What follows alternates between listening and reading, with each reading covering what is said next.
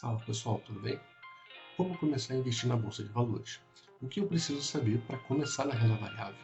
O objetivo desse vídeo é justamente responder essas perguntas e algumas outras e dar a você um passo a passo sobre como você vai começar na renda variável, ok? Além disso, nós vamos falar também sobre as várias formas que as empresas têm para remunerar seus acionistas, você no caso, porque na renda variável você tem mais formas de remuneração do que na renda fixa. E para esse vídeo ficar bem didático, eu separei em 7 passos bem discriminados para que você tenha todo o arcabouço para poder investir na renda variável, ok? Se gostar desse vídeo, curta, compartilhe, se inscreva no canal, mande para outras pessoas que podem ser importantes para elas também. E você me dá um feedback do tipo de conteúdo que é mais importante para vocês, para que eu produza, ok? Eu te ajudo, vocês me ajudam e nós crescemos juntos aqui na plataforma. Então vamos lá. Salve pessoal, vamos ao passo 1, conhecendo a Bolsa de Valores. A Bolsa de Valores é o local onde as empresas abriram seu capital em troca de recursos para investir e se expandir. É muito importante que você saiba que ao comprar uma ação, você se torna parte do negócio, você se torna sócio da empresa. Isso aqui é muito importante, tá? Eu vou frisar bastante isso. Você se torna sócio da empresa, porque você faz parte também, inclusive, dos resultados. Quando você recebe dividendos, você recebe uma parte do resultado da empresa. Então, quando você escolher uma ação para compor a sua carteira, pense nas empresas que façam sentido para aquilo que você acredita, para aquele negócio que você acredita no futuro, que você vislumbra um futuro para ele, ok? Outra coisa importante que vocês sabem, os valores das ações variam a todo momento, porque eles são fruto dos movimentos de compra e venda das ações. O que isso quer dizer? Quer dizer que a Bolsa de Valores ela é comandada pelo princípio da oferta e demanda. Porque dado um número fixo de ações por um período de tempo, você tem os movimentos de compra e de venda de ações. Se o movimento de compra das ações superar o movimento de venda, os preços sobem. Se o movimento de venda das ações superarem os movimentos de compra, o preço cai. Porque o número das ações não varia a todo momento, tá? Necessita de desmembramentos, necessita de follow-ons, que isso aí é papo para outro vídeo. Mas o importante é que quando você vir na TV ou na internet que o preço da ação subiu, o preço da ação caiu, significa que a força compradora exerceu uma pressão maior, o preço sobe. Se a força vendedora exerceu uma pressão maior, o preço cai. Ok? Outra coisa que você precisa saber é que todas as ações negociadas na bolsa, elas seguem um índice de referência. Com relação às ações, você tem o IBOV. O que isso significa?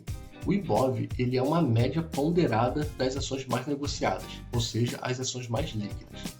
Ele leva em consideração o tamanho da empresa, o quanto que ela representa na nossa bolsa e o quanto ela é negociada diariamente.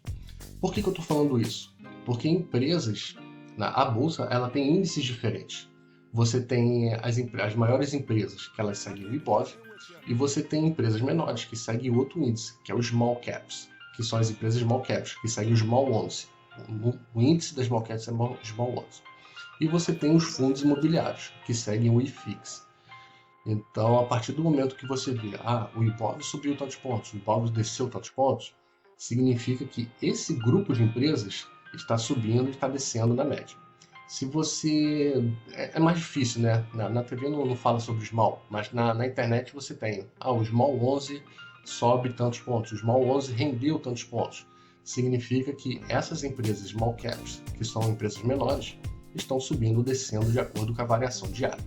O mesmo se aplica aos fundos imobiliários. Quando o IFIX sobe ou quando o IFIX desce, significa que a média dos fundos imobiliários que compõem esse fundo está subindo ou descendo. Ok? Etapa número 2. Conhecendo os perfis de investidores. Aqui a gente vai separar em 3 pontos: conservador, moderado e arrojado. A Bolsa de Valores ela tem espaço para os 3 tipos de perfis, ok? Mas vamos separar aqui para fins didáticos. Se você é conservador, você é aquele cara que tem o maior medo de investir em renda variável. Você tem o maior temor de você perder um pouco do seu patrimônio, mesmo que seja momentaneamente. Porque já que a bolsa varia para cima e para baixo a todo momento, essa variação para baixo ela vai te prejudicar bastante. Então, o que eu aconselho para você? Mantenha todo o seu dinheiro numa renda fixa. Você pode ser CDB, LCI, LCA, não importa, mas que seja em renda fixa.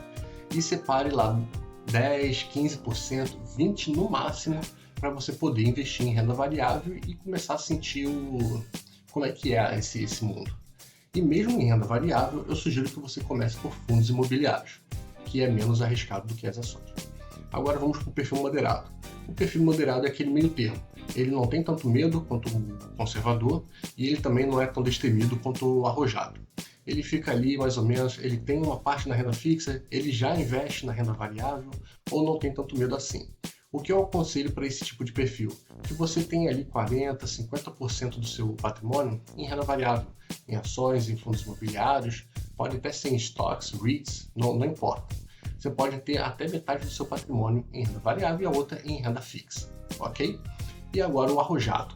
O arrojado ele não tem medo, ele não sente a pressão, pode cair 20% o IBOV num dia, pode cair 30% no outro, que ele está tranquilo, ele não tem medo. Então esse cara ele pode ter ali 80% do seu patrimônio, 85% do seu patrimônio em renda variável. O que eu não aconselho para nenhum perfil, tenha todo o seu patrimônio na bolsa de valores. Nunca faça isso. Nunca tenha 100% do seu patrimônio em renda variável. Diversifique seu investimento. Não tem problema nenhum. Invista em ações, invista em fundos imobiliários, mas também você pode estar lá seu dinheiro no CDB, na LCI, pode render num fundo de investimento, você pode colocar no fundo de CDBs de renda fixa, não tem problema algum, tá? Não deixe, isso aí é opinião minha, tá? Não deixe 100% do seu patrimônio em renda variável. Eu não aconselho que nenhum dos 3 perfis façam isso. Passo 3. Escolhendo uma corretora. Para você poder investir em renda variável na bolsa de valores, você necessariamente precisa estar vinculado a uma corretora, porque é através do home broker, que é a interface que a corretora faz com a bolsa de valores, que você vai conseguir comprar suas ações. Eu vou deixar o card aqui do vídeo explicativo sobre os códigos das ações, como que você faz para identificar ações ordinárias, preferenciais, units e fundos imobiliários, tá? Vai estar nesse card. Mas para você poder investir em renda variável, você precisa escolher uma corretora. E qual é o meu conselho que eu te dou para você? Escolha uma corretora que tenha taxa zero de corretagem. Tá? É muito comum que quando você vai comprar ou vender alguma ação, a corretora ela cobra uma taxa, R$4, R$6, R$7 por ordem. Tá? Quando você compra ou vende uma ação, você emite uma ordem de compra ou uma ordem de venda. E a corretora é comum que elas cobrem uma taxa por cada ordem que você emita. Então, o meu conselho para você faça conta numa corretora que tenha taxa zero, tá? Quando você está começando com pouco dinheiro. Então, R$7, R$10, R$5 faz diferença no montante que você está investindo. Então, escolha uma corretora lá que não cobre nada. Escolha uma corretora conhecida do mercado. Olhe lá nas reclamações, que se ela tem alguma reclamação, se tem muita gente se queixando dessa corretora. Tem alguns exemplos de corretores que não cobram nada, que é a Clear, a Rico, a Toro. Eu vou fazer um vídeo só sobre corretoras, quais são as melhores, qual tem o layout melhor, mais agradável para você que está começando a investir. Mas nesse passo você precisa escolher essa corretora, acessar o home broker, digitar o código da ação ou do fundo imobiliário que você deseja investir e fazer a sua ordem de compra. Ok? Esse passo precisa ser dado. Passo número 4. Análise fundamentalista ou análise técnica. Quando você começar a investir, saber o seu perfil, já saber mais ou menos o percentual do patrimônio que você vai querer na renda variável, você vai ter que escolher as suas ações. E a partir daí surgem dois métodos, vamos dizer assim. Análise fundamentalista, ela está focada nos múltiplos na empresa, você vai olhar PL, P sobre VP, Enterprise Value sobre EBITDA, margem bruta, margem líquida, enfim. Você vai olhar os fundamentos da empresa. Você vai querer investir na empresa focando ela no longo prazo. Eu vou deixar o card aqui, olhando um vídeo sobre os fundamentos das ações que nós fizemos, quais são os principais fundamentos das ações que você precisa olhar para poder investir numa empresa, para você ter um conhecimento geral sobre ela, sendo que esses fundamentos têm melhores custos-benefício. Eles são mais simples e eles te fornecem a maior gama de informações. Mas, em suma, você vai precisar olhar toda a empresa, projetar a receita, ver os custos, o quanto que os custos pesam na receita. Você precisa conhecer do negócio, conhecer do mercado, para você poder tomar a sua melhor decisão. Ok? Essa é a análise fundamentalista e você vai ter que passar por ela ou contratar alguém para que passe por você. Ou simplesmente acompanhar aqui o canal do Valor em Dia, que a gente vai dar mastigada das coisas para você. Todas essas informações você vai ter aqui. Análise técnica. O que é análise técnica? É a análise grafista. Ela vai olhar as variações do intraday, as variações de tendências e vai olhar, está um bom preço para investir ou está um bom preço de venda. Vai olhar as figuras, martelo invertido, bandeira, N coisas que eles vão olhar mais voltados para um curto prazo para ver se eles pegam um maior ponto de entrada e ter um maior upside, ou seja, uma maior valorização. Uma análise não exclui a outra, ok? As duas elas podem coexistir e na verdade elas devem. Você pode muito bem olhar para os fundamentos da empresa, ver se ela tem um bom fundamento de preço, de rentabilidade, de endividamento, de lucratividade, e você pode olhar também a análise gráfica para saber se essa boa empresa é boa de entrar agora ou se você espera mais um pouco, ok? As duas elas complementam o seu investimento e podem e devem ser usadas. Pessoal, agora é o passo 5, que é montando uma carteira de investimento. Sobre esse item, eu vou deixar também um vídeo aqui que nós fizemos sobre diversificação de carteira. E lá eu fiz um vídeo somente explicando esse passo, como você vai montar e evoluir a sua carteira de investimentos, ok? Eu vou dar só uma passada aqui para vocês terem uma noção, mas assista esse vídeo aqui que eu vou deixar, é muito importante que vocês assistam ele completo. E eu fiz um Excel com vários tipos de investimento e você vai ter um passo a passo lá de como começar a investir, tá? Mas falando por alto aqui, o que você vai começar? Se você é um investidor novo, se você não sabe como funciona muito bem a renda variável, começa com fundos imobiliários, que ele é um meio termo entre a renda fixa e as ações. Eles têm como é que eu falo? Um índice de referência diferente, ele serve FIX, não serve Ibovespa. O FIX ele tem um risco menor, porque os fundos imobiliários, em via de regra, eles investem em imóveis, então você não tem tanta variação de preço de imóveis assim. E a partir daí você pode começar com as ações, você pode começar com setores, a diversificação por setores de fundos imobiliários, setores de ações, ações aqui no Brasil, ações nos Estados Unidos.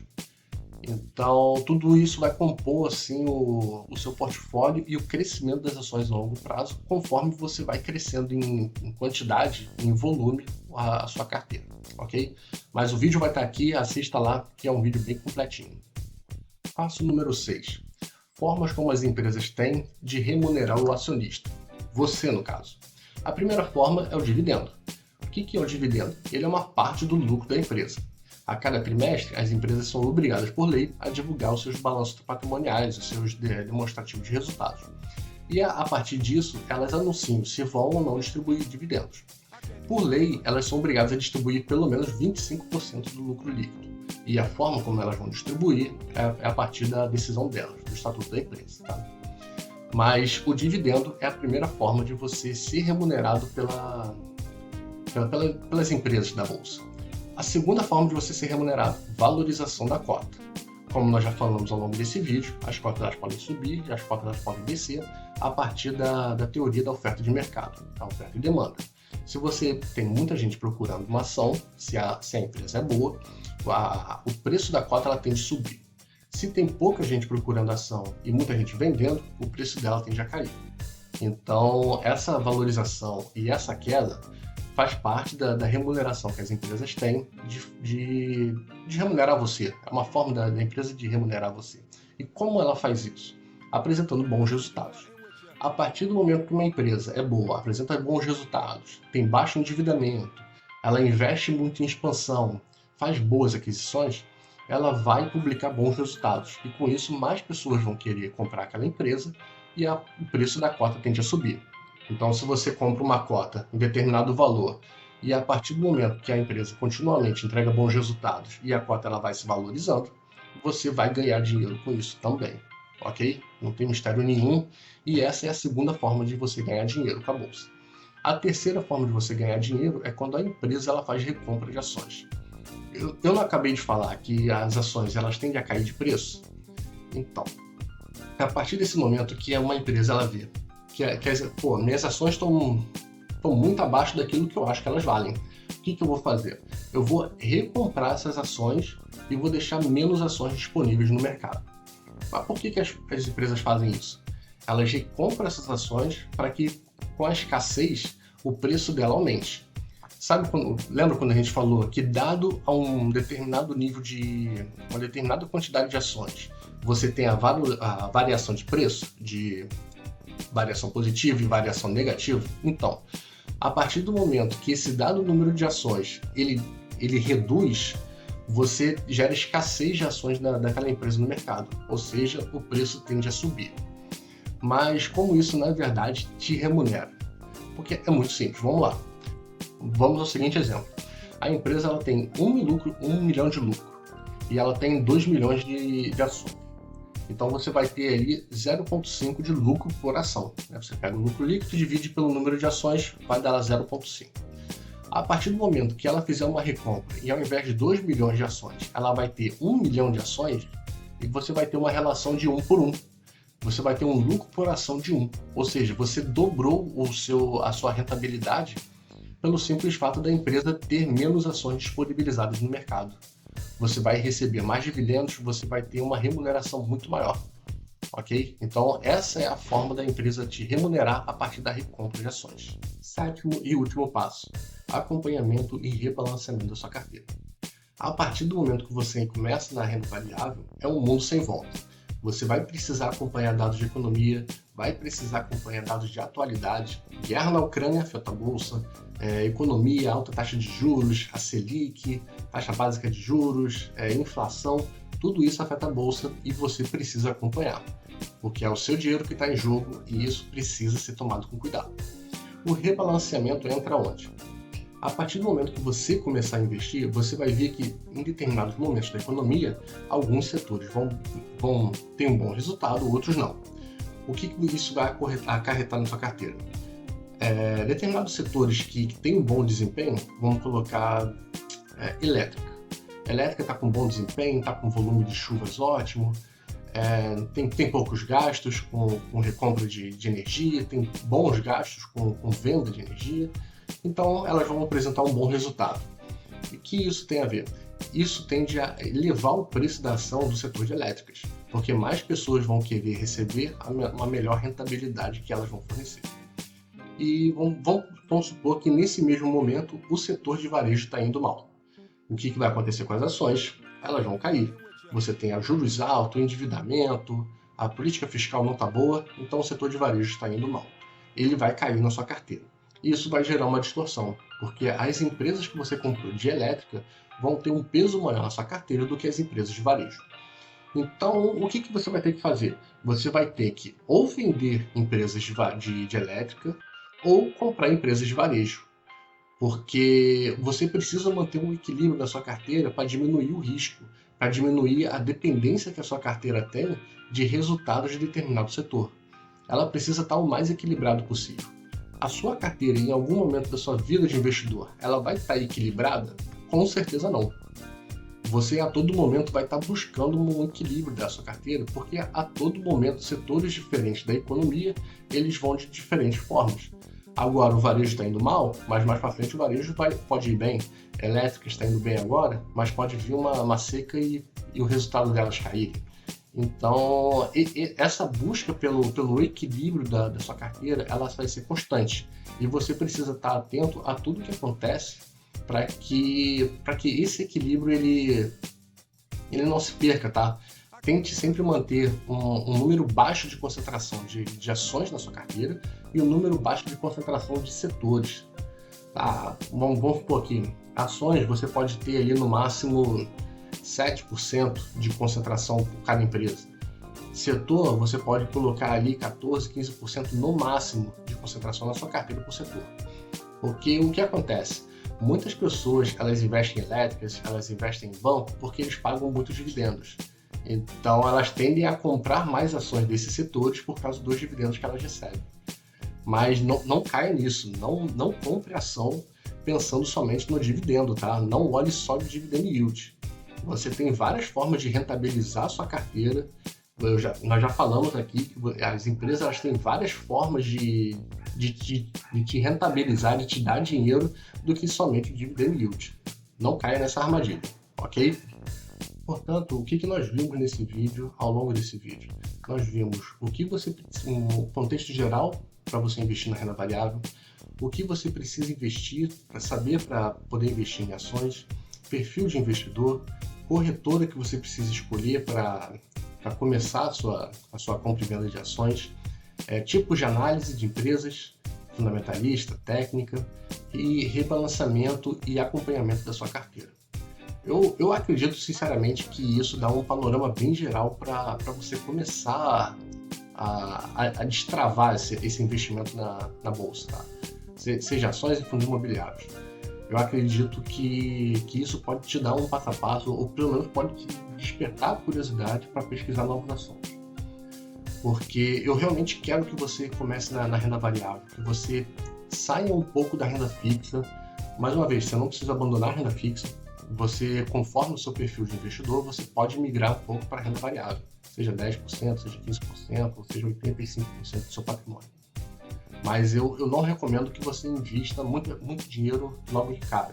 Comece aos poucos, parcele suas compras, não use só todo o seu dinheiro de uma vez comprando ações. Enfim, é isso, pessoal. Eu sinceramente espero que esse vídeo ajude vocês a começarem a investir. E que você curta, que você compartilhe esse vídeo com outras pessoas. É muito importante que talvez não seja o seu problema, talvez não seja a sua dúvida, mas pode ser de outra, tá? Pode ser de uma pessoa próxima de você.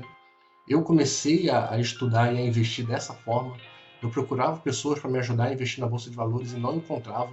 Aí por isso que eu comecei a estudar por mim mesmo como fazer isso. E acabei tirando certificações, acabei fundando o Valor em Dia para ajudar pessoas que não encontram aquele start inicial, sabe? Como começar a construir o seu patrimônio.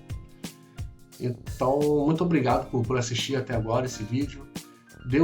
Comente aqui no canal se você está gostando, se esse vídeo está sendo útil para você, que é um feedback muito importante que vocês me dão para selecionar os assuntos que eu vou trazer aqui para vocês. Ok? Então, muito obrigado de verdade e um abraço.